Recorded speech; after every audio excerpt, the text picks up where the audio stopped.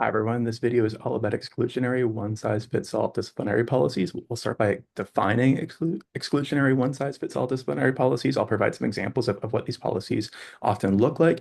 Then we'll talk about three limitations associated with these policies, and I'll end by recommending an alternative framework to supplement the use of these policies in schools and better support students with more extensive behavioral support needs. So let's start by defining exclusionary one-size-fits-all disciplinary policies. What we're doing is responding to the topography of the behavior. So in other words, what does a behavior look like? We don't consider what the student might be seeking to access or avoid through their behavior with these policies. What we respond to is what the behavior looks like. Okay, so let's say that the behavior is profanity.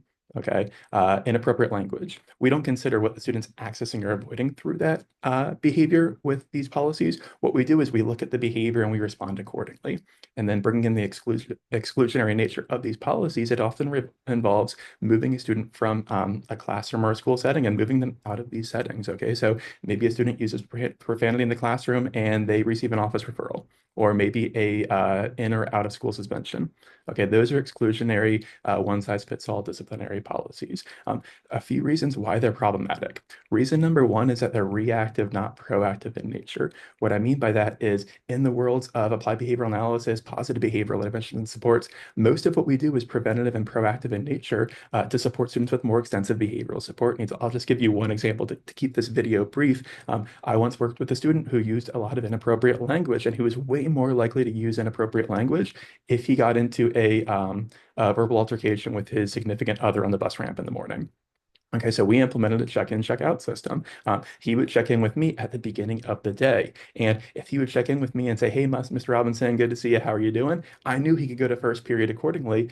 Odds are there wasn't that verbal altercation with a significant other, and he was going to do fine from a behavioral standpoint in class. But if he walked into my classroom and was using profanity towards me, or maybe just complaining about a significant other or the school day in general, I knew we had to have a few minutes time together to make sure that he was ready to go for first period. Okay, so we could kind of talk through those issues, and he could report to first period, and there wouldn't be problem behaviors because we had talked through these issues beforehand. So that's just one of many examples of proactive preventative behavioral interventions. But with one size fits all exclusionary disciplinary policies, we can't be proactive. It's inherently reactive because we're waiting for the behavior to occur and then we're responding accordingly. So that's one limitation. Another one is we're not teaching and reinforcing socially acceptable alternative behaviors. A lot of times with students with more extensive behavioral support needs, problem behaviors are rooted in skill deficits. Okay, it would be like you offering me $1 million to do a backflip in my office right now. It's not like I don't want that $1 million. It's that I physically can't do the backflip. Okay, a lot of times we see this play out in classrooms where maybe students have academic skill deficits and they are unable to complete reading or math tasks, for example. Okay, and so they're not completing their work.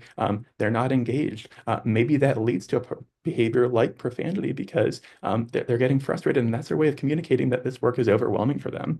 Okay, with these exclusionary one-size-fits-all disciplinary policies, we're not addressing those skill deficits. So that's another problem. We're not teaching and reinforcing socially acceptable behaviors that could make those problem behaviors disappear or at least decrease in both frequency and intensity.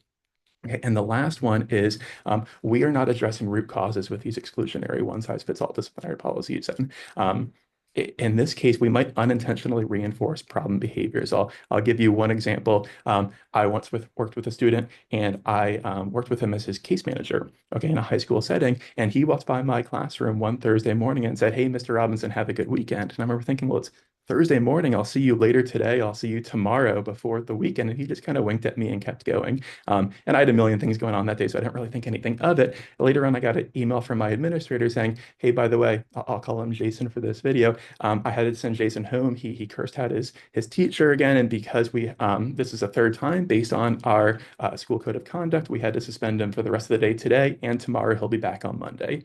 I'm thinking Jason just got exactly what he was looking for. We unintentionally reinforced that profanity, and we actually saw an increase in profanity moving forwards due to that intervention because it wasn't addressing the root cause of the behavior. He had a lot of skill deficits related to this content area, and he didn't really like being in that class to begin with. And so he was actually accessing accessing that reinforcement he was looking for, avoiding and escaping activities through engaging in problem behavior. So we were actually encouraging, not discouraging, profanity use through that exclusionary one-size-fits-all disciplinary policy. So three reasons to supplement these policies, to use an alternative framework to better meet students' needs, specifically students with more extensive behavioral support needs, is function-based behavior interventions.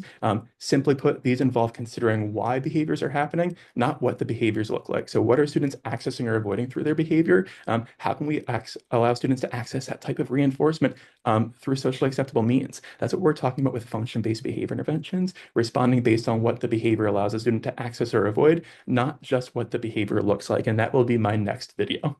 Have a great day, everyone.